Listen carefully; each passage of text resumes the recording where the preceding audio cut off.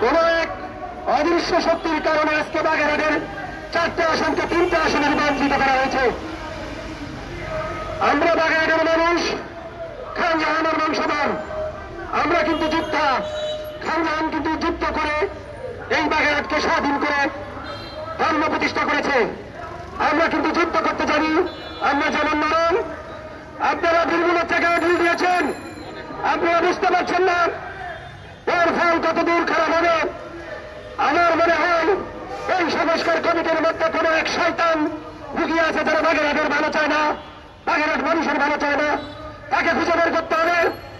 আমরা ইউনূস সাহেবকে দীপ্ত কণ্ঠে বলতে চাই, বাগেরহাটকে নিয়ে খেলবেন না। আপনি সংস্কার করতেছেন করেন, কিন্তু বাগেরহাটের এই ধরনের সংস্কার আমাদের দরকার নাই। আপনি যদি এই ধরনের সংস্কার উদ্যোগ না করেন, বাগেরহাটবাসী দৃঢ় আন্দোলন শুরু করবে। সেই আন্দোলন কিন্তু আপনার অন্যান্য সংস্কারের উপরে প্রতিফল সৃষ্টি করবে। আমরা বাগেরহাটবাসীর কাছে আমরা শান্তিপূর্ণ কর্মসূচি করতেছি।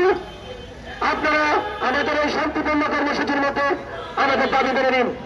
অতি বিলম্বে এই গেজেট বাতিল করে বাগেরহাটকে তাদের আগের 4টি আসন ফিরিয়ে দিন এবং আমরা আমাদের রাজপথে নামতে বাধ্য করবেন না, বাগেরহাটকে অচল করতে বাধ্য করবেন না।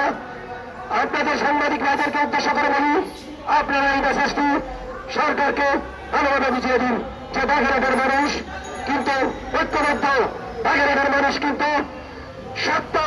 এই ভুলগুলোর চোখে আপনারা ভুল করেছেন, আপনারা আপনাদের সংশোধন করে নিন, না হলে পরিণতি কিন্তু আরো খারাপ হবে।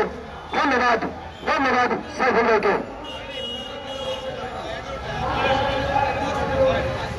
এ পর্যায়ে মূল্যবান বক্তব্য রাখার জন্য